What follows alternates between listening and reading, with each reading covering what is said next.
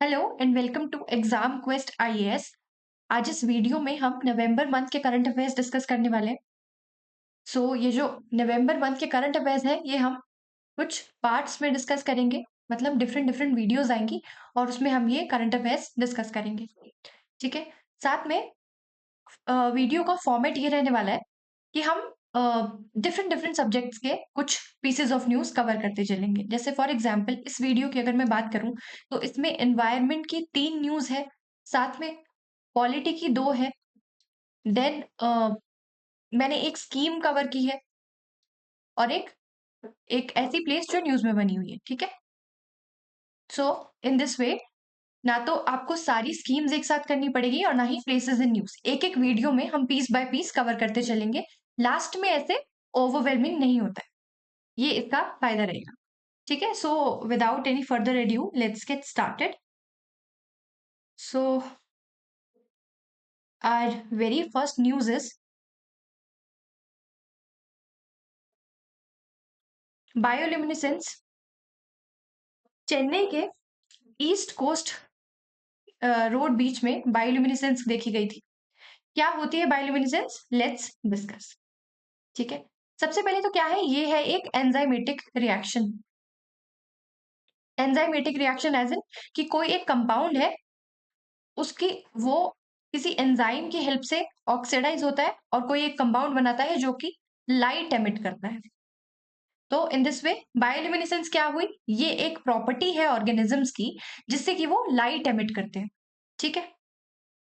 Y is it important, क्योंकि देखो ऐसे नेचुरल फिनोमिनन यूपीएससी पहले भी पूछ चुका है। 2017 में रेड टाइड्स पूछा था, देन 18 में कोरल ब्लीचिंग के बारे में पूछा था। So that is why this bioluminescence is important. मैंने आपको बताया ये एक नेचुरल फिनोमिनन है जिससे लिविंग ऑर्गेनिजम्स प्रोड्यूस और एमिट करते हैं light through a chemical reaction. ये क्या है, ये एक एंजाइमेटिक रिएक्शन है।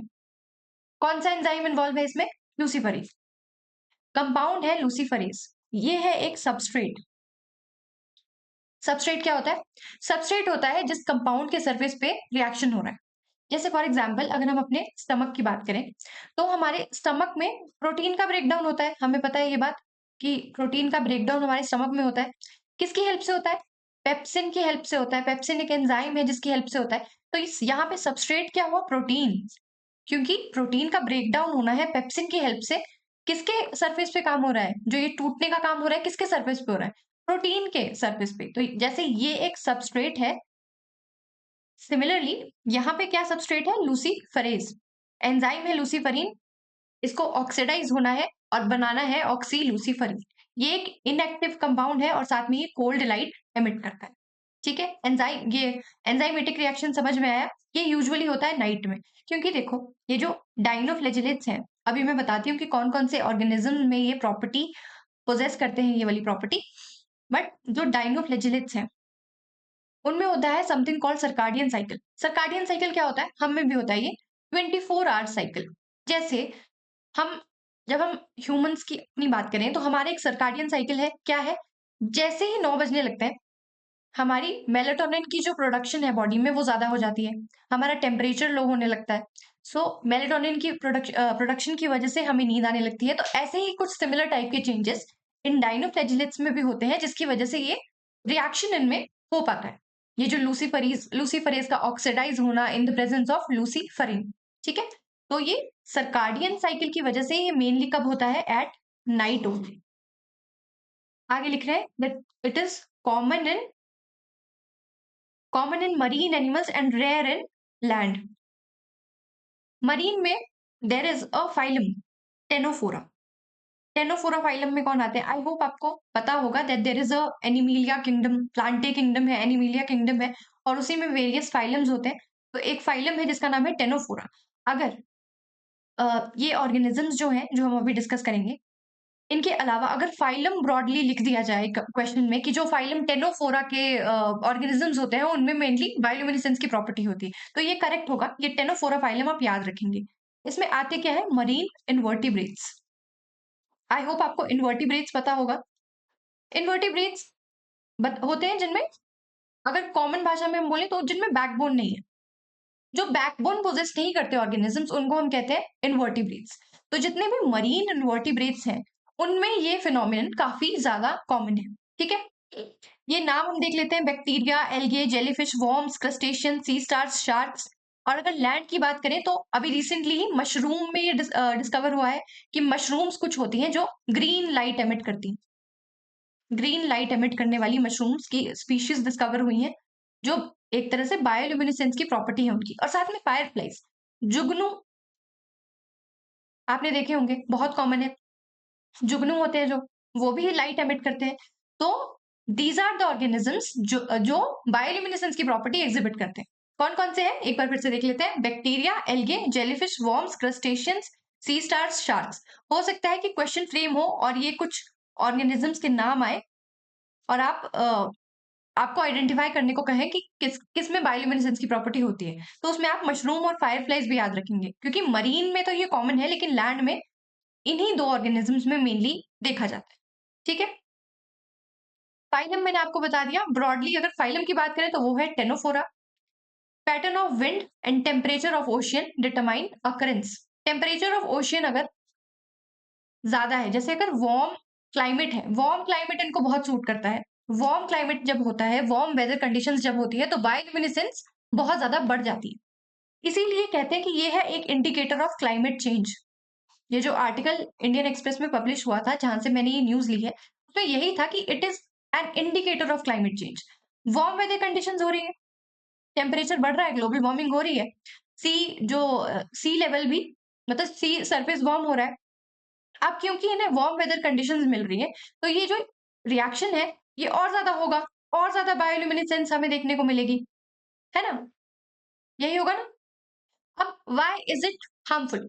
सबसे पहले तो जो ये रिएक्शन होता है, ये लूसीफरेज का, लूसीफरेज एंजाइम की प्रेजेंस में लूसीफरिन कंपाउंड का ऑक्सीडाइज होना, ऑक्सीजन की प्रेजेंस में होता है ये, ऑक्सी लूसीफरिन बनाना, ये एक बहुत ज्यादा एनर्जी कंज्यूमिंग प्रोसेस है। इसमें एटीपी यूज होता है। एटीपी क्या होता है? Energy currency of the cell. तो इसमें बहुत ज्यादा एनर्जी यूज होती है। तो अगर जैसे वार्म वेदर कंडीशंस मिल रही है, आराम से सेटिस्फाई हो जा रही है, तो उसकी वजह से ये बायोल्यूमिनेसेंस, ये रिएक्शन बढ़ जाएगा, ज्यादा एटीपी यूज होगी। ज्यादा एटीपी यूज होगी तो it is stressful for the organism. कहाँ से लाएगा वो इतनी एनर्जी ये प्रोसेस करने के लिए? ठीक है, so that is why it was in news कि ये काफी ज्यादा प्रॉब्लम हो सकता है आगे चल के, डीप सी फिशिंग में इसमें प्रॉब्लम आ सकती है। और ये इंडिकेटर तो है ही क्लाइमेट चेंज का। ठीक है, हम हमने क्या देखा था, हमारी न्यूज थी दैट अभी ईस्ट कोस्ट रोड बीच चेन्नई में ये हुआ, वैसा ये होता है बायोल्यूमिनेसेंस। ठीक है, देख लीजिए, ऐसा दिखता है। मेनली ब्लू लाइट एमिट होती है, इसको कहते हैं ब्लू टाइड, आगे हम देखेंगे ये भी। ये जुगनू है और ये मशरूम्स। ऑलराइट, ये इंडिया में कॉमन नहीं है, होता है इंडिया में लेकिन कॉमन नहीं है। अगर ऐसी कोई स्टेटमेंट आए कि it is very common in India तो ऐसा नहीं है। हाँ, चेन्नई में ये अभी जो न्यूज है, चेन्नई में होता है, हेवेलॉक आइलैंड में ये देखा गया है, माल्टू बीच इन कर्नाटका में ये देखा गया है, साथ में, वेरी सॉरी, साथ में और लक्षद्वीप, कर्नाटका, इन सारी प्लेसेस में भी ये देखा गया है। ठीक है, सो कहाँ कॉमन है? इंडिया में तो कॉमन नहीं है, लेकिन कॉमन कहाँ है? Blue Grotto in Malta, Puerto Rico, Navarre Beach in Florida, Tombe in Japan, ये कुछ प्लेसेस है जहां पे ये कॉमन है। साथ ही में ऑस्ट्रेलिया और न्यूजीलैंड, इनकी कोस्ट पे भी ये बायोल्यूमिनेसेंस बहुत कॉमन है। ये देख लो, ऐसा दिखता है सी। ऑलराइट, ब्लू टाइड में आपको बता रही थी, जब वेव्स डिस्टर्ब करती हैं इन ऑर्गेनिजम्स को तो ये क्या करते हैं, ये ब्लू लाइट एमिट करते हैं और इसकी वजह से जो सी है वो ब्लू दिखाई देता है। ठीक है, blue tide is nothing but जब वेव डिस्टर्ब करती है इन ऑर्गेनिजम्स को। सिमिलरली जो मैं क्वेश्चन आपको बता रही थी, रेड टाइड, रेड टाइड क्या होता है? क्या किसी को पता है? किसी ने पीवाईक्यू सॉल्व किए हो तो? रेड टाइड, चलो हम आगे डिस्कस कर लेंगे last. Next piece of news हमारी है, rules under water act notified. कहाँ से आए होंगे रूल्स, किसने नोटिफाई किए होंगे? MOEFCC क्या है ये? Ministry of environment, forest and climate change. इन्होंने नोटिफाई किए हैं ये रूल्स। अब देखो, लॉ तो बनाता है पार्लियामेंट, लॉ बनाया पार्लियामेंट ने, रूल्स नोटिफाई कर रही है मिनिस्ट्री। ये क्या है? इसको क्या कहते हैं? ये सबऑर्डिनेट लेजिस्लेशन है या ये बाय लेजिस्लेशन है? ठीक है, आप मुझे बताएंगे ये कमेंट्स में, और अगर नेक्स्ट वीडियो में हम डिस्कस कर लेंगे, बट आप खुद से एक बार थोड़ा सा सोचेंगे और थोड़ा ढूंढने की कोशिश करेंगे कि ये क्या है। ये पॉलिटी है बेसिकली। ये इस क्वेश्चन से मतलब आई मीन टू से इस टॉपिक से पहले एक पीवाईक्यू आ चुका है।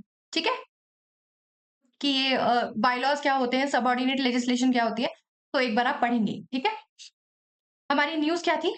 Coming back to that, rules under water act notified. Rules notify हुए हैं क्योंकि अभी फेब्रवरी में एक अमेंडमेंट आई थी, water control and pollution amendment. अब तो ये एक्ट है ऑब्वियसली। 2024 में फरवरी में ये एक एक्ट पास हुआ था, अमेंडमेंट आई थी जिसने 1974 के एक्ट को अमेंड किया था। देखो, पॉल्यूशन कंट्रोल एंड पॉल्यूशन की बात हो रही है, तो इसमें क्या होता होगा? कंट्रोल एंड पॉल्यूशन से रिलेटेड क्या हो सकता है? सबसे पहले तो कि कुछ स्टैंडर्ड्स बताएंगे, है ना? यहाँ लिखा है कुछ स्टैंडर्ड्स बताएंगे ये लोग कि क्या क्या स्टैंडर्ड्स है, अगर इसको आप वायलेट करेंगे तो आप पे पेनल्टी लगेगी। उस पेनल्टी का लीगल प्रोसीजर बताया होगा। साथ में एक अथॉरिटी स्टैब्लिश कर दी होगी जो ये सारा पेनल्टीज लगाएगा या ये जो कंप्लेन्स होगा उनको ओवरसी करेगा। तो उसके लिए पॉल्यूशन कंट्रोल बोर्ड। तो जो 1974 का एक्ट था, उसने क्या क्या किया था? उसने पॉल्यूशन कंट्रोल बोर्ड स्टैब्लिश किए थे, पॉल्यूशन स्टैंडर्ड्स डिफाइन किए थे, कंसेंट, किससे कंसेंट लेंगे आप इंडस्ट्री स्टैब्लिश करने से पहले, वो इसने बताया था। साथ में पेनल्टीज और लीगल प्रोसेस भी बताया था। तो अभी रिसेंटली इसमें कुछ अमेंडमेंट्स लाई गई हैं। अमेंडमेंट्स देख लेते हैं क्या है। सबसे पहले तो माइनर ऑफेंसेस को डिक्रिमिनलाइज कर लिया है। ठीक है, सरकार का मानना है कि penalties should align with the severity of offences. I will give you an example. जैसे कि अ, जो 74 वाला एक्ट था उसमें एक प्रोविजन था कि अगर किसी इंडस्ट्री ने ये नहीं बताया कि वो किस स्ट्रीम में जो अपना वेस्टेज है, जो भी इंडस्ट्री का वेस्ट है वो डिस्चार्ज कर रहे हैं, तो उनको 3 मंथ की जेल होगी। ठीक है, सिर्फ इतना ना बताने से उनको 3 मंथ की जेल हो जाएगी। तो इसीलिए ये हैम्पर कर रहा है बहुत सारी चीजें। ये ईज ऑफ डूइंग बिजनेस, एक फियर का एनवायरनमेंट क्रिएट करते हैं ऐसे प्रोविजंस। बिजनेस बिजनेस के लिए इट्स इज वेरी डेट्रीमेंटल। उन्हीं को चेंज करने के लिए डिक्रिमिनलाइजेशन की गई है माइनर ऑफेंसेस की। साथ ही में कुछ प्लांट्स को एग्जेम्पशन दिया गया है, उन्हें कहा है व्हाइट कैटेगरी इंडस्ट्रीज। ऑलराइट, क्या बोला है उन्हें? White category industries. एग्जेम्पशन कौन देगा? Central government. और जो एडजुडिकेशन प्रोसेस है वो कौन, एडजुडिकेशन प्रोसेस 6 मंथ्स में हो जानी चाहिए। और एडजुडिकेशन ऑफिसर कौन होंगे? जॉइंट सेक्रेटरी या secretary to the state government. मैं आपको बताती हूँ ये प्रोसेस एक्चुअली होगी कैसे। एक इंडस्ट्री है, आप उसको सबसे पहले तो उसको जाके कंसेंट लेना है, उसको जानना है कि वो एग्जेम्प्ट है या नहीं, उसको कंसेंट से वो एग्जेम्प्ट है या नहीं। तो वो एग्जेम्प्ट किसने किया होगा? सेंट्रल गवर्नमेंट ने। फिर कुछ बोर्ड्स हैं, कुछ अथॉरिटीज हैं जो इसी एक्ट में डिफाइन की गई हैं, जैसे कि सीपीसीबी है, एसपीसीबी है, जो हम अभी देखेंगे कि वो कौन कौन सी अथॉरिटीज है जो कंप्लेंट फाइल कर सकती है, कंप्लेंट रजिस्टर कर सकती है। उसके बाद केस जाएगा एडजुडिकेशन ऑफिसर के पास, जो हम अभी देख रहे थे कि वो कौन होंगे। वो जॉइंट सेक्रेटरी होंगे या secretary to the state government होंगे, एडजुडिकेशन ऑफिसर। और उनको ये 6 मंथ्स के अंदर अंदर ये प्रोसेस पूरी खत्म करनी है। ठीक है, तो दिस अमेंडमेंट ऑल अबाउट।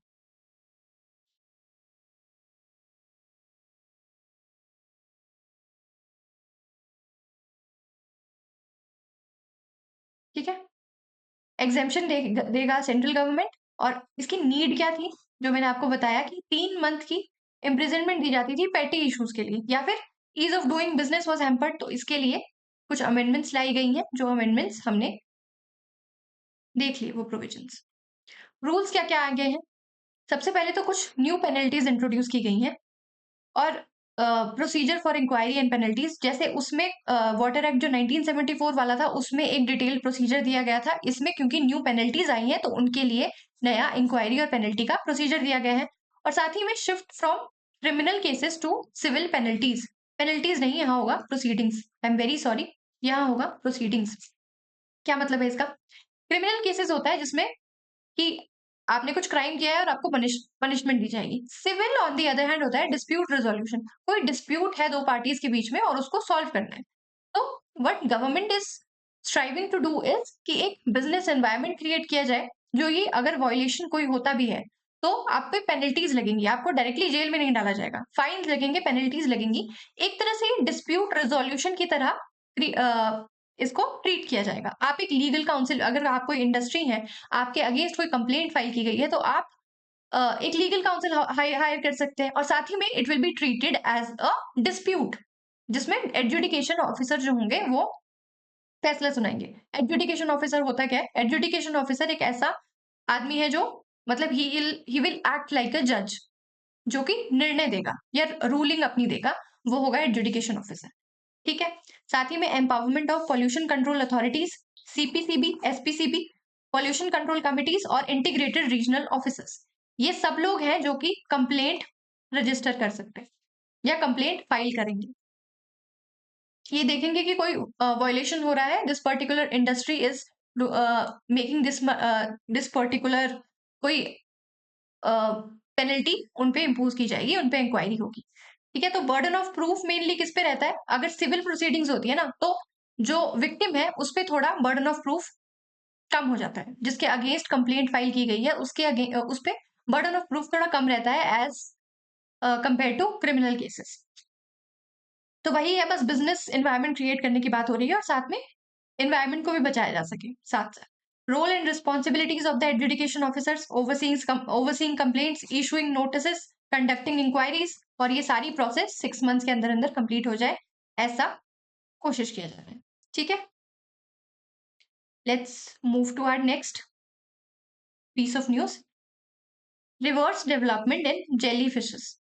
क्या होता है रिवर्स डेवलपमेंट? रिवर्स डेवलपमेंट है कि कोई एक ऑर्गेनिज्म है, उसके पास ये प्रॉपर्टी है या उसके पास ये उसकी एक कैरेक्टरिस्टिक है कि जैसे ही कोई स्ट्रेसफुल कंडीशन आएगी ना तो वो अपनी प्रीवियस स्टेज पर शिफ्ट कर जाएगा। जैसे फॉर एग्जांपल वी मैं अज्यूम कर रही हूँ कि आप भी एक अडल्ट हैं, हम अडल्ट से हम टीनेज पे शिफ्ट कर जाएं कि कोई स्ट्रेसफुल कंडीशन आई और हम एक इन्फेंट बन जाए, तो वो प्रीवियस लाइफ साइकिल के जो अपना प्रीवियस स्टेज है उस पर शिफ्ट करना, इसको कहते हैं जेलीफिश। तो ये जो प्यूरिटॉप्सिस डोरनाई, ये एक जेलीफिश है और ये निडेरियन है। निडेरियन क्या मतलब? ये भी एक फाइलम होता है निडेरिया, जैसे मैंने टेनोफोरा एक फाइलम बताया था, वैसे निडेरिया भी एक फाइलम, इस फाइलम को ये बिलोंग करती है। ये एक जेलीफिश है, आपने शायद इसका नाम सुना होगा, इममॉर्टल जेलीफिश। तो ये तो पहले से साइंटिस्ट को पता था कि ये एक ट्यूरिटॉप्सिस डोरनाई है। ये क्या करती है? ये इसमें रिवर्स डेवलपमेंट एग्जिबिट ये करती है। अभी एक नई स्पीशीज डिस्कवर हुई है, मियोप्सिस लेडी। ये टेनोफोरा फाइलम को बिलोंग करती है, जो हमने अभी देखा था। कहाँ देखा था? बायोल्यूमिनेसेंस वाले में, मरीन इन्वर्टिब्रेट। उसमें भी सेम कैरेक्टरिस्टिक्स देखी गई है कि जो इंडिविजुअल है, जो एक अडल्ट है, वो लार्वा में फिर से शिफ्ट हो सकता है, मतलब रिवर्स डेवलपमेंट कर सकता है। Adult comb jellies to larva again. ये एक टेंटेकल टाइप स्ट्रक्चर फॉर्म कर लेते हैं, जो कि जो भी ऑर्गन्स हैं उनको रिप्लेस करके टेंटेकल्स फॉर्म करेंगे, और वो जो टेंटेकल्स हैं वो काफी सारे फंक्शंस फिर परफॉर्म कर लेते हैं। ठीक है। आई थिंक आपने इसका नाम आपने सुना होगा, ये तो अभी डिस्कवर हुई है, ये तो न्यूज है एक्चुअली हमारी, बट ये आपने शायद सुना होगा, ट्यूरिटॉप्सिस डॉर्नाई, इममॉर्टल जेलीफिश। ये देखो, मैं आपको दिखाती हूँ कैसी दिखती है ये। ये है, आई एम वेरी सॉरी, ये है, ये है इमॉर्टल जेलीफिश। और कितनी ज्यादा इंटिमिडेटिंग है ये, क्योंकि इमॉर्टल है तो फिर स्वैग भी वैसा ही है इसका। ठीक है। ये है इमॉर्टल जेलीफिश, ट्यूरिटॉप्सिस डॉर्नाई। ये क्या है? इमेच्योर, ये देखो, एक इमेच्योर मेडूसा है। उसने क्या किया? रिवर्स, जैसे ही कोई स्ट्रेसफुल कंडीशन आई, स्ट्रेसफुल कंडीशन कैसी? मतलब कि खाने की कमी है, तो जो पिछली डेवलपमेंट हमारी स्टेज होगी उसको तो कम खाना चाहिए होगा। जैसे ये जो नई स्पीशीज डिस्कवर हुई है, ये लार्वा में चेंज हो जाती है। तो इन एनी वे अडल्ट से तो कम ही खाना चाहिए एक लार्वा को, तो इसी ऐसे करके ये मरती नहीं है और अ, अपने आप को सर्वाइव कर पाती है। ये एक तरह की सर्वाइवल स्ट्रेटेजी है इन लोगों की। तो ये मेडुसा से क्या बनता है, ये यंग पॉलिप में कन्वर्ट हो जाती है। ठीक है, कौन, क्यूरिटॉप्सिस डोर्नाई। और जो हमने दूसरी देखी निमोप्सिस लेडी, ये लोबेट स्टेज से दोबारा लार्वल स्टेज में रिवर्स डेवलपमेंट शो करती है। लार्वा से ही ये लोबेट में आई होती है। जैसे ही कोई स्ट्रेसफुल कंडीशन आई, खाने की कमी पड़ी, टेम्परेचर में कुछ प्रॉब्लम आई, तो ये दोबारा से लार्वा बन जाएगी। क्योंकि लार्वा तो कम खाना खाएगा, वो ज्यादा सरवाइव करने की उसके चांसेस ज्यादा है। और एक और पॉइंट इसमें है जो शायद मैंने मिस कर दिया। देखो, जो ये स्पीशीज है ना, निडेरियन, ट्यूरोटॉप्सिस डोर्नाई, ये इंडिविजुअल रिवर्स करते हैं कॉलोनी ऑफ इंडिविजुअल्स में। ऐसी अगर कोई स्टेटमेंट आती है कि some individuals reverse into a colony while some individuals can reverse to a single larva, वो सिंगल इंडिविजुअल में ही अपनी रिवर्स स्टेज अक्वायर कर लेते हैं। तो ये स्टेटमेंट्स बिल्कुल करेक्ट होंगी। ठीक है, हमने इनकी रिवर्स डेवलपमेंट देख ली। क्या है ये एक तरह की सर्वाइवल स्ट्रैटेजी है। ऑल राइट,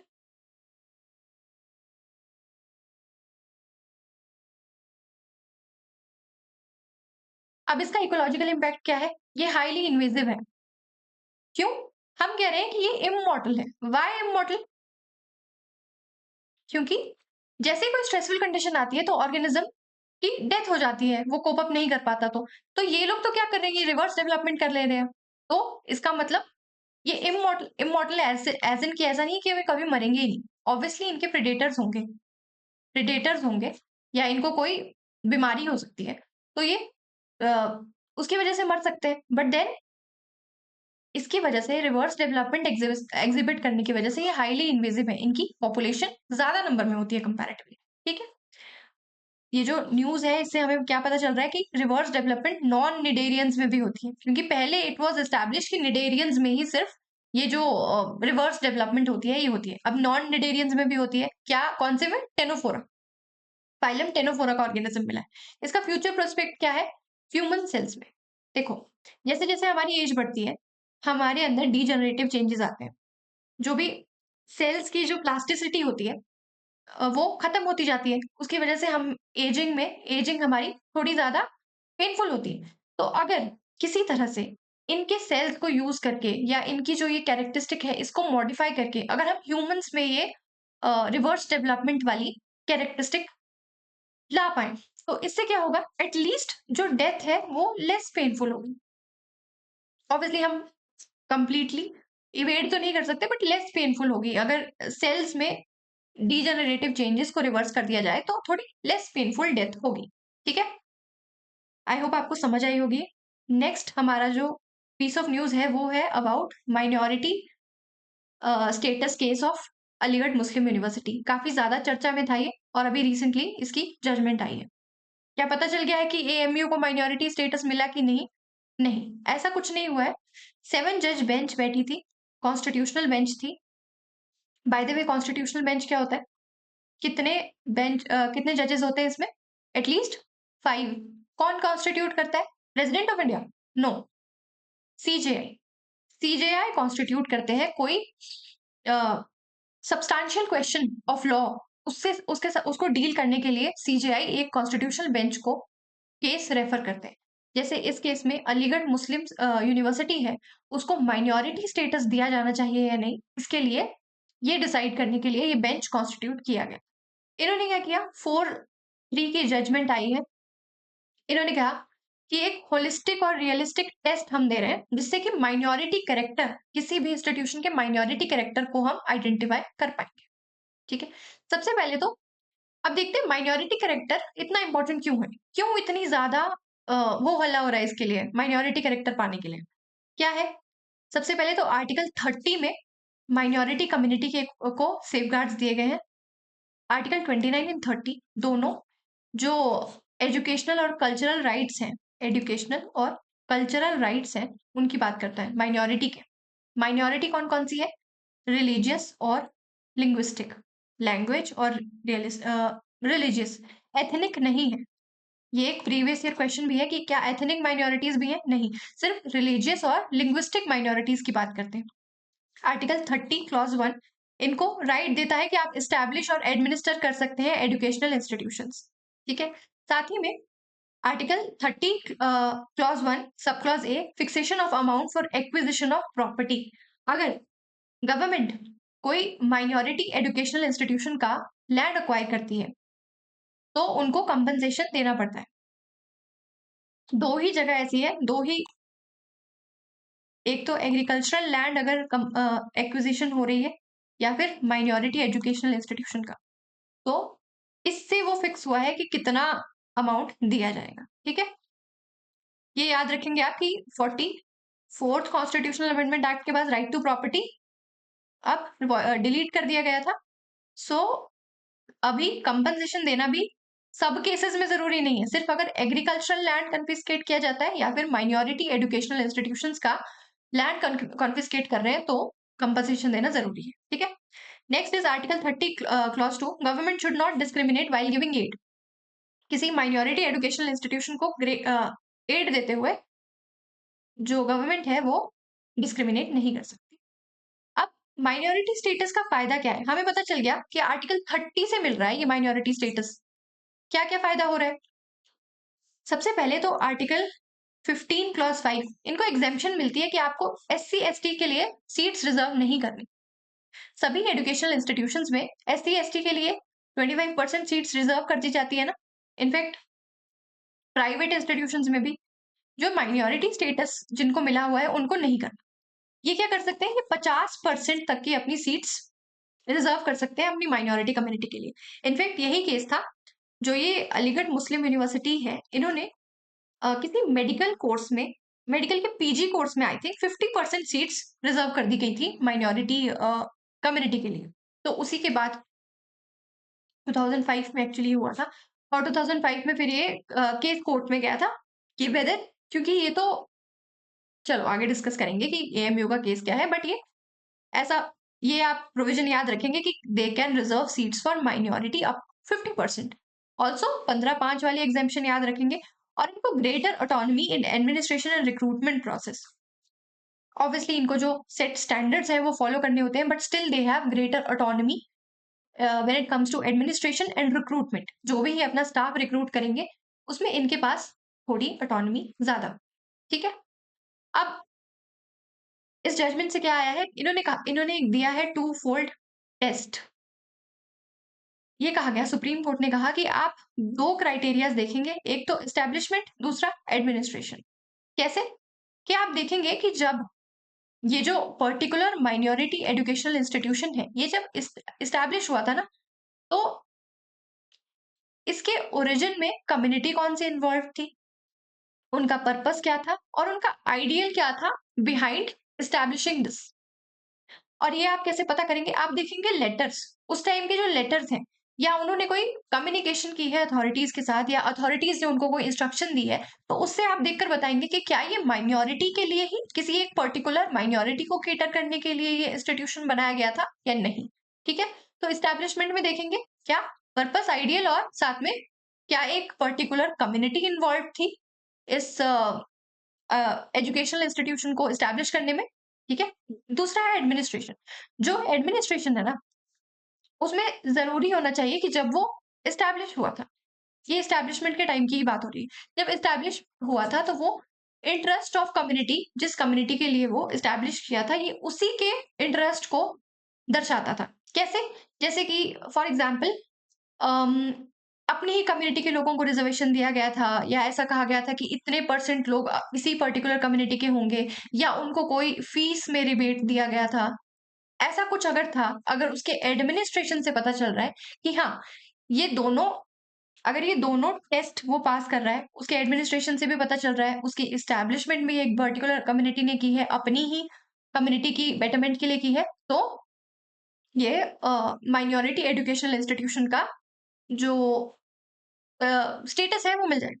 ठीक है, अब हम AMU की अगर बात करें तो 1967 में एक अजीज बादशाह versus union of India case हुआ था। इन्होंने कहा कि जो ये अलीगढ़ मुस्लिम यूनिवर्सिटी है, ये एक सेंट्रल लेजिस्लेचर के एक्ट से बनी है। 1920 में कॉलोनियल टाइम में ही एक सेंट्रल लेजिस्लेचर का एक्ट आया था, उससे ये कम्युनिटी उसे ये एक्चुअली इसको उससे यूनिवर्सिटी का स्टेटस मिला था। उससे पहले ये कॉलेज था, ठीक है? तो आप कैसे माइनॉरिटी के लिए माइनॉरिटी स्टेटस क्लेम कर सकते हैं? ये तो लेजिस्लेचर के एक्ट से बना है, ठीक है? साथ ही में फिर क्या हुआ, 1981 में गवर्नमेंट ने अमेंडमेंट की, एएमयू को उसका माइनॉरिटी स्टेटस वापस मिल गया। क्योंकि उसको माइनॉरिटी स्टेटस वापस मिल गया, तो उसने 50% का रिजर्वेशन दे दिया। अब ये चैलेंज हो गया 2005 में कोर्ट में, तो उन्होंने 1981 की जो ये माइनॉरिटी स्टेटस मिला था, इसी को स्ट्रक डाउन कर दिया। अब प्रेजेंटली यही केस चल रहा है कि वेदर माइनॉरिटी स्टेटस मिलना चाहिए या नहीं मिलना चाहिए, क्योंकि एएमयू को ग्रांट्स मिल रहे हैं। एक तो ये पॉइंट है कि ये सेंट्रल लेजिस्लेचर के एक्ट से बना है, दूसरा इसको ग्रांट्स भी मिल रहे हैं।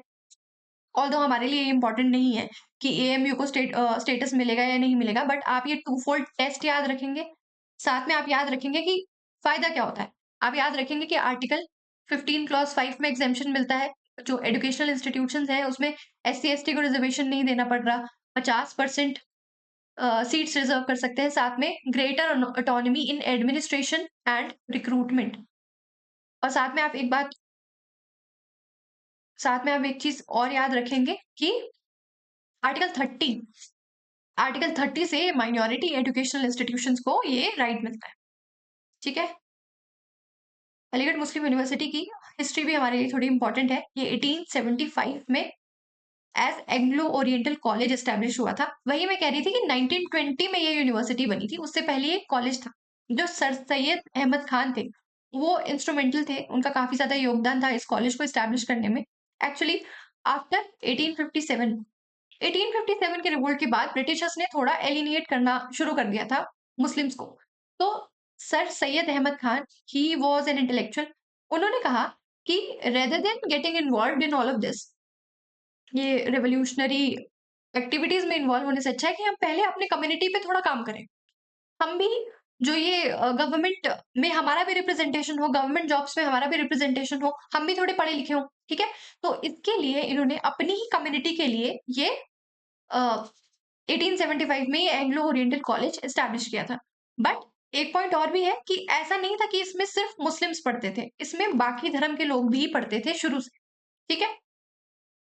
ये आप ध्यान रखेंगे। 1920 में कन्वर्ट हुआ है एज एन यूनिवर्सिटी, और अभी इसका माइनॉरिटी स्टेटस पे चर्चा चल रही है कि मिलेगा या नहीं मिलेगा। नेक्स्ट है rights of persons with disabilities. SC ने, ये भी डीवाई चंद्रचूड़ जी का बेंच था, और ये जो ऊपर वाला ये एएमयू वाला, ये भी डीवाई चंद्रचूड़ जी का ही बेंच था, ठीक है? एससी ने ऑर्डर किया है यूनियन गवर्नमेंट को कि आप मैंडेटरी रूल्स लेकर आइए, जो पर्सन्स विद डिसेबिलिटीज होते हैं उनके लिए accessibility public places and services के लिए मैंडेटरी रूल्स लेके आइए। क्या हुआ था, जैसे 2016 में एक्ट आया था। 2016 के एक्ट ने क्या किया, सबसे पहले तो एक इंडिविजुअल थे, एक्चुअली उन्होंने केस किया था सुप्रीम कोर्ट में कि जो पर्सन्स विद डिसेबिलिटीज हैं उनको इतना इंक्लूसिव उनके लिए एनवायरनमेंट नहीं है। वो एक ब्लाइंड इंडिविजुअल थे, आई थिंक उनका नाम था राजीव समथिंग कुछ नाम था। उन्होंने एक रेड पिटीशन डाली थी कि जो पर्सन्स विद डिसेबिलिटीज हैं उनके लिए इतना ज्यादा इंक्लूसिव एनवायरनमेंट नहीं है, तो गवर्नमेंट को उसके लिए काम करना चाहिए। सो एससी ने उस वक्त, सुप्रीम कोर्ट ने कहा कि आप एक्ट लेकर आइए। तो 2016 में एक्ट आया था, और उसने क्या किया था, 2016 के एक्ट ने जो 1995 का एक्ट था, उसका नाम था persons with disabilities equal opportunities protection of rights and full protection. ये एक्ट का नाम था, इसको रिप्लेस किया था और कुछ रूल्स लेकर आए थे, ठीक है? तो उसमें इन्होंने टाइप्स ऑफ डिसेबिलिटीज 7 से बढ़ा के 27 कर दी थी। हाँ, 27 कर दी थी, और सेंट्रल गवर्नमेंट को पावर दी थी कि आप और भी फर्दर डिसेबिलिटीज ऐड कर सकते हैं। इसमें कौन कौन से डिसेबिलिटीज हैं, इसमें फिजिकल, मेंटल, इंटेलेक्चुअल, हर तरह की डिसेबिलिटी इंक्लूड की जा सकती है, ठीक है? इसमें सिर्फ फिजिकल डिसेबिलिटी नहीं है, मेंटल और इंटेलेक्चुअल भी है। साथ में डिसेबिलिटीज लाइक अगर कोई एसिड अटैक का विक्टिम है उसको भी मिलेगा। साथ में पार्किंसंस इसमें इन्वॉल्व है, थैलेसीमिया थैलेसीमिया के मरीज भी इसमें इन्वॉल्व है, मतलब इंक्लूडेड है। ठीक है, उनको भी डिसेबिलिटी में कंसिडर किया जाता है। साथ में benchmark at least 40%। Benchmark disability, benchmark disability क्या होती है कि बेंचमार्क डिसेबिलिटी मतलब उनके पास एक सर्टिफिकेट है, एक सर्टिफाइंग अथॉरिटी ने सर्टिफाई किया है कि इस पर्टिकुलर इंडिविजुअल को 40% या उससे ज्यादा की डिसेबिलिटी है। अब जैसे ये पार्किंसंस है या थैलेसीमिया है, इसमें तो आप परसेंटेज नहीं दे सकते ना कि इसको इतना परसेंट थैलेसीमिया है तो ये इसको डिसेबिलिटी, ये पर्सन विद डिसेबिलिटी है, नहीं ना। तो लेकिन जो फिजिकल डिसेबिलिटीज है या जो मेंटल डिसेबिलिटीज है उसमें ये 40% का क्राइटेरिया है, और जिस इंडिविजुअल के पास सर्टिफिकेट है उसको बोलेंगे कि ये बेंचमार्क डिसेबिलिटी है। ठीक है, every child with benchmark disability right to free education up to 6 से 18 साल के बच्चे को फ्री एजुकेशन मिलेगी। 5% का रिजर्वेशन मिलेगा हायर एजुकेशनल इंस्टीट्यूशंस में, 4% रिजर्वेशन गवर्नमेंट जॉब्स में, और साथ में गार्डियनशिप। गार्डियनशिप क्या होगा कि कोई किसी एक इंडिविजुअल को इनका गार्डियन रखा जाएगा, क्योंकि ये खुद इतने केपेबल नहीं है कि ये अपना ध्यान ध्यान रख सकें, या जो इनकी प्रॉपर्टी है उसका जो भी मेंटेनेंस है या व्हाटसोएवर, उसके लिए एक गार्डियन अपॉइंट किया जाएगा इनके लिए। तो वो जो गार्डियन होगा वो कौन डिसाइड करेगा? डिस्ट्रिक्ट कोर्ट या एक ऐसी अथॉरिटी जिसको स्टेट गवर्नमेंट ने डेजिग्नेट किया है। ठीक है, और इसी एक्ट से एडवाइजरी बोर्ड्स बने थे, पॉलिसी मेकिंग बॉडीज जो एज पॉलिसी मेकिंग बॉडीज जिन्होंने एक्ट करना था। साथ में नेशनल और स्टेट फंड आया था, और स्पेशल कोर्ट्स इनके लिए, अगर इनके राइट्स को कोई वॉयलेट करता है या इनकी हैरेसमेंट हो रही है, ठीक है, तो उसके लिए हर डिस्ट्रिक्ट में स्पेशल कोर्ट एस्टैब्लिश किए जाने थे। तो ये कुछ प्रोविजंस है, क्या क्या थे? 5% हायर एजुकेशनल इंस्टीट्यूशन में रिजर्वेशन, 4% जॉब्स में, डिस्ट्रिक्ट हर एक डिस्ट्रिक्ट में कोर्ट, फंड एस्टैब्लिश किया गया था, एक बोर्ड्स एस्टैब्लिश किए गए थे पॉलिसी मेकिंग के लिए। ठीक है, और सेंट्रल गवर्नमेंट के पास एक पावर है कि वो और भी डिसेबिलिटीज इसमें ऐड कर सकती है। ठीक है, क्लियर हो गया ये तो था 2016 का एक्ट। अभी रीसेंट जजमेंट क्या आई है? रीसेंट जजमेंट है कि आप ये जो एक्सेसिबिलिटी स्टैंडर्ड्स हैं इनको रीअफर्म किया जाए। सुप्रीम कोर्ट ने कहा कि एक्सेसिबिलिटी एक फंडामेंटल राइट है, कि इनके लिए यूनियन गवर्नमेंट की या गवर्नमेंट की जिम्मेदारी है कि वो इनके लिए इंक्लूसिव एनवायरनमेंट क्रिएट करें।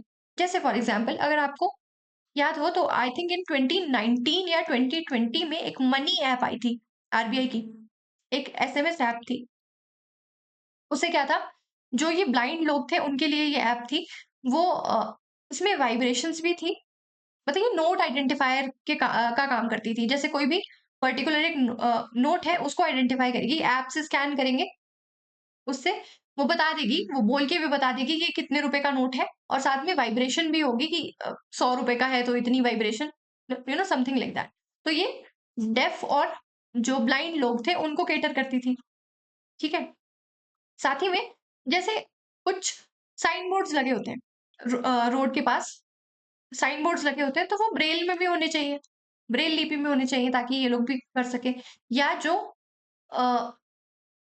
रैंप्स बनाए जाने चाहिए, जहां पे स्टेयर्स है स्टेयर्स के साथ में रैंप भी होने चाहिए, कि अगर कोई इंडिविजुअल है जो कि व्हील चेयर यूज करते हैं तो वो रैंप का यूज कर सके। साथ ही में लिफ्ट्स होनी चाहिए, पब्लिक ऑफिसेज में लिफ्ट्स अवेलेबल होने चाहिए ताकि जो भी पर्सन विद डिसेबिलिटीज है वो इनका इनकी मदद के लिए लिफ्ट्स भी होनी चाहिए। ठीक है, सो सुप्रीम कोर्ट ने कहा कि एक्सेसिबिलिटी शुड बी प्रमोटेड। ये कुछ नॉर्म्स आप लेके आइए, ऐसे ऐसे काफी सारे स्टेप्स आप लीजिए जिससे कि हम एक इंक्लूसिव एनवायरनमेंट या एक एक्सेसिबल एनवायरनमेंट क्रिएट कर सके पर्सन विद डिसेबिलिटीज के लिए। जैसे कि बसेस में इनको सीट्स कुछ इनके लिए रिजर्व होती हैं, कि अगर कोई पर्सन विद डिसेबिलिटी एंटर होता है तो आपको कंडक्टर की जिम्मेदारी है कि आपको वो सीट वेकेट करवानी है और उनको वो सीट प्रोवाइड करवानी है। तो ऐसे कुछ तो सुप्रीम कोर्ट ने क्या कहा है, इन्होंने कहा कि आपने गाइडलाइंस तो इशू की हैं, जो 2016 का एक्ट आया है उसके बाद आपने गाइडलाइंस इशू करी है, नो डाउट, बट ऐसे कोई मैंडेटरी नॉर्म्स नहीं लेकर आए हैं आप, या आपने मैंडेटरी प्रोविजंस नहीं लेके आए हैं और उनकी जरूरत है। तो सुप्रीम कोर्ट ने कहा है कि 3 महीने के अंदर अंदर मैंडेटरी प्रोविजंस लेकर आइए, अगर ये वायलेट होते हैं तो इनके लिए पेनल्टीज भी होनी चाहिए। ठीक है, तो मतलब एक स्ट्रिक्ट नॉर्म लेकर आइए, ये सिर्फ गाइडलाइंस देने से काम नहीं चलेगा, क्योंकि India is a signatory to United Nations on rights of person with disability. तो इसकी वजह से भी हमारा कर्तव्य बनता है कि हम एक्सेसिबल एनवायरनमेंट इनके लिए क्रिएट करें, है ना, रूल्स विद इन 3 मंथ्स, और replace persuasive guidelines with mandatory या फिर नॉन नेगोशिएबल कंपल्सरी स्टैंडर्ड्स। ठीक है, इसमें क्या याद रखेंगे आप, मेनली इसमें याद रखना है, एक तो थोड़े प्रोविजंस उसके 2016 वाले एक्ट के थोड़े प्रोविजंस याद रखेंगे, एक ये याद रखेंगे कि accessibility as a fundamental right Supreme Court ने कहा है, साथ में India is a signatory to what, United Nations rights of persons with disability. All right, next है MATES scheme, mobility arrangement for talented early professional scheme. ये Australian government की एक scheme है। ठीक है, ऑस्ट्रेलियन गवर्नमेंट की एक स्कीम है। कई बार ये जो वनडे एग्जाम्स होते हैं, स्टेट पीएससीज होते हैं, उसमें कई बार ये ऐसे क्वेश्चन आ जाते हैं कि मेट्स किस गवर्नमेंट की स्कीम, किस कंट्री की स्कीम है, तो ये ऑस्ट्रेलियन गवर्नमेंट की स्कीम है।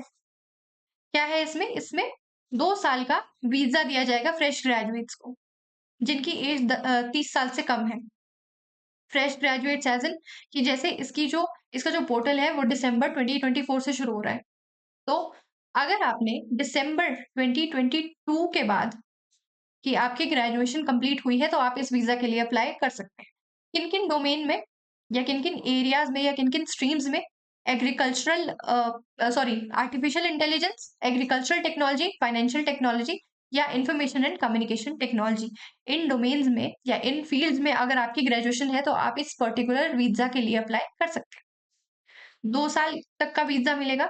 इसमें वो तो ऑब्वियसली वो नॉर्म्स तो कुछ कुछ है ही, जो होते हैं कि आपका आइल्स क्लियर होना चाहिए, मिनिमम 6 पॉइंट्स होने चाहिए सभी सब्जेक्ट्स में 5, बाकी एग्रीगेट 6 पॉइंट्स बनने चाहिए, इंग्लिश प्रोफिशिएंसी होनी चाहिए। बट उसके साथ में एक अरेंजमेंट सॉर्ट ऑफ बनाया गया है ऑस्ट्रेलियन गवर्नमेंट के द्वारा। ये जो स्कीम है मेड्स, ये किसके अंडर आई है, ये आई है migration and mobility partnership agreement. अभी रिसेंटली ऑस्ट्रेलिया के साथ हमने ये अग्रीमेंट साइन किया है। ऐसे ही सिमिलर अग्रीमेंट्स हमारे बाकी कंट्रीज के साथ भी हैं, जैसे कि इटली, जर्मनी, पोर्चुगल, ऑस्ट्रेलिया।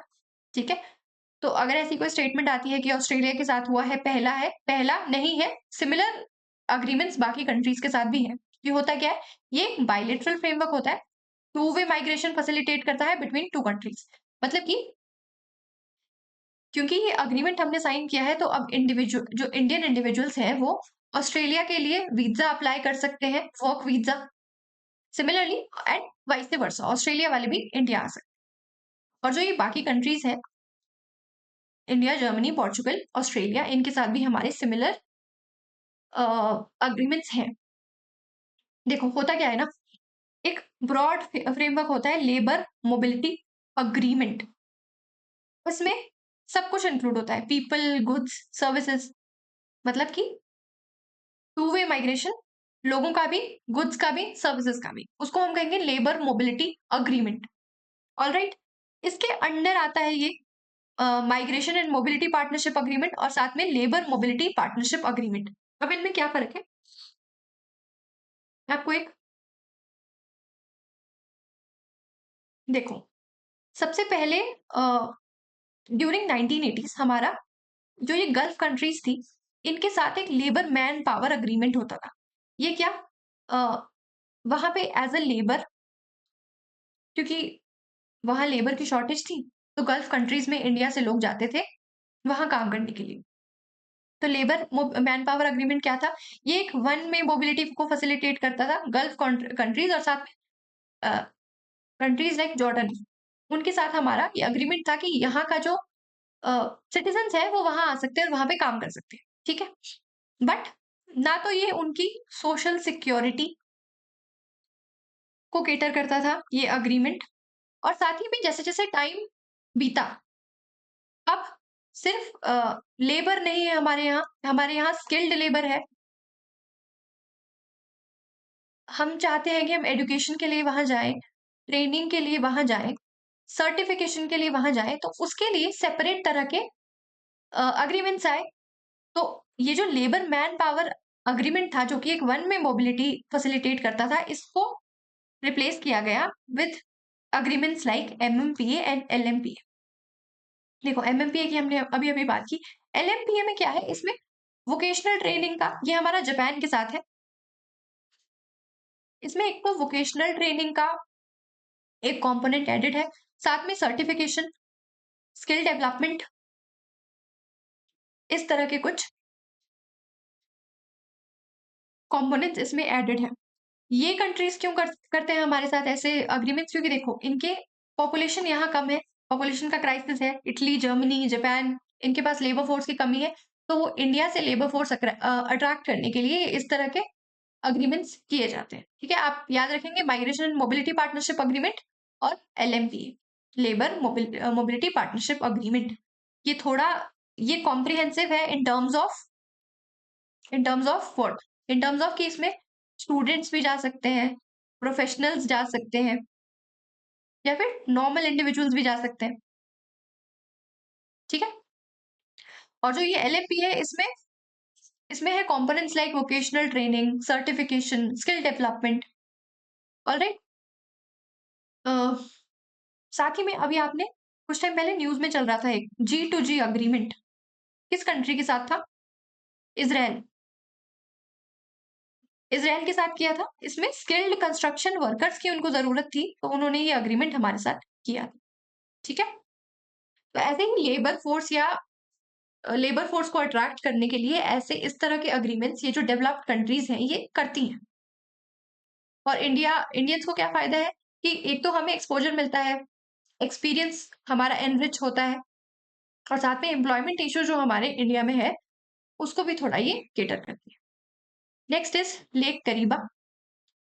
काफी टाइम से न्यूज में चल रही है ये लेक। क्या दिक्कत थी इधर? इधर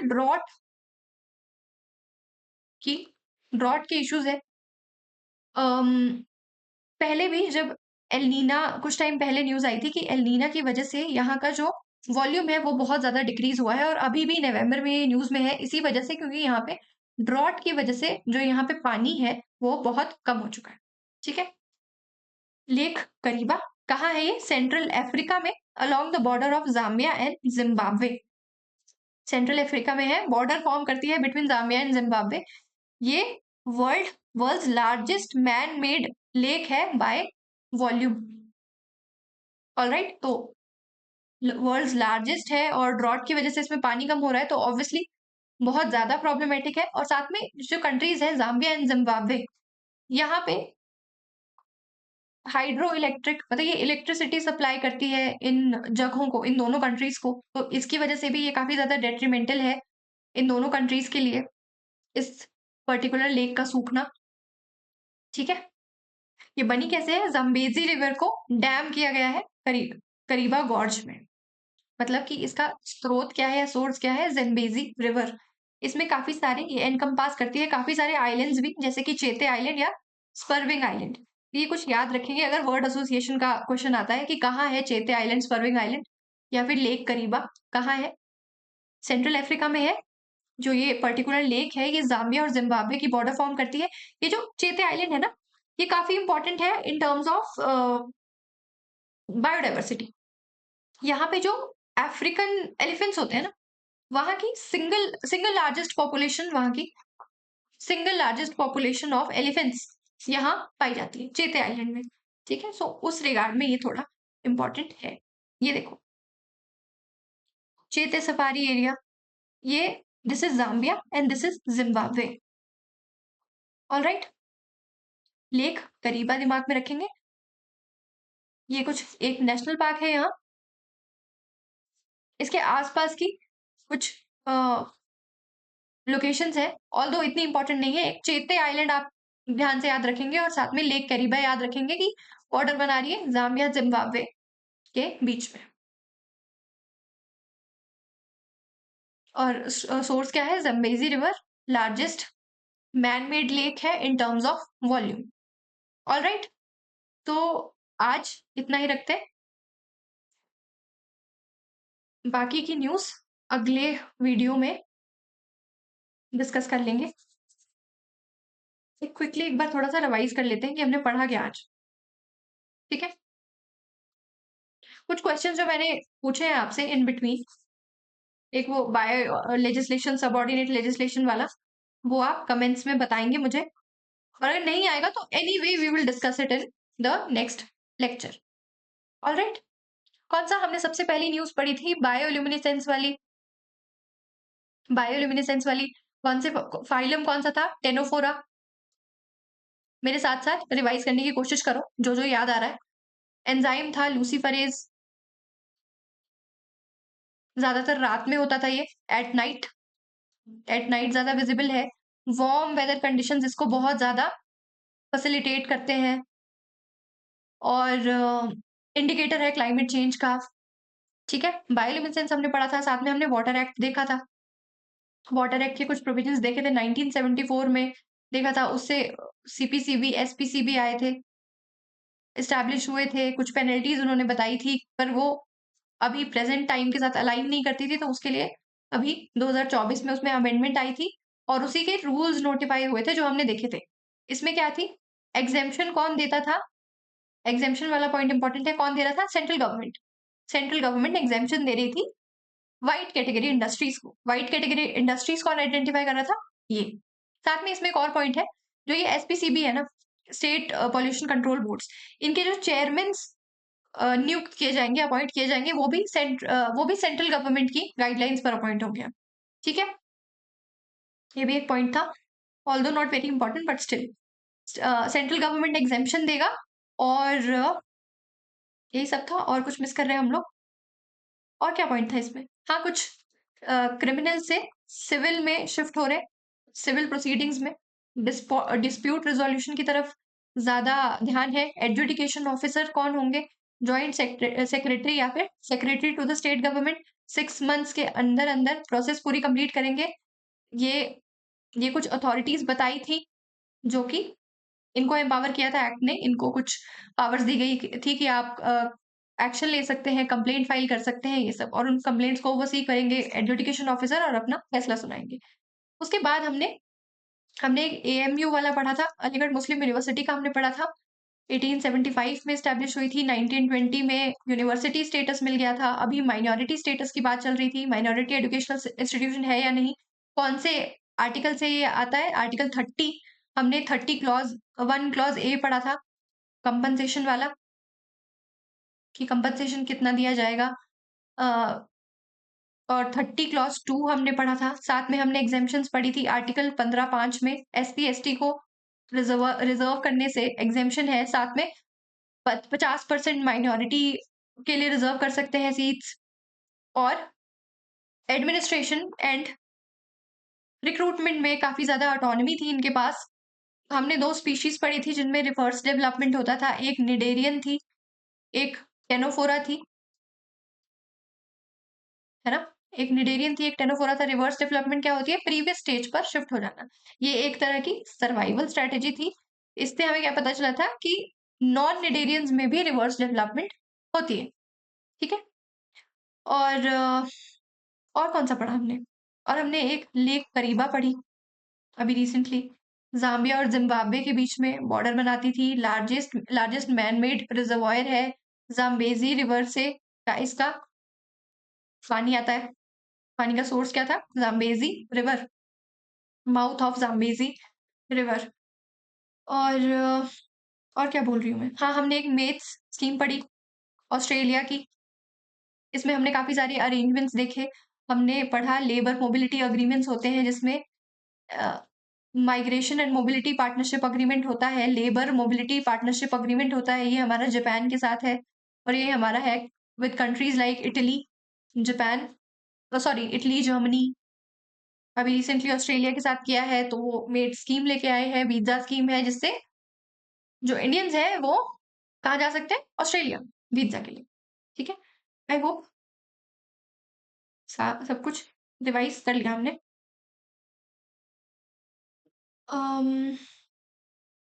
so with this let's end the class. I hope आपको समझ आया होगा। बाकी के जो जितने भी क्वेश्चंस है, जो भी न्यूज़ है, हम नेक्स्ट लेक्चर में डील करेंगे। Alright, thank you so much.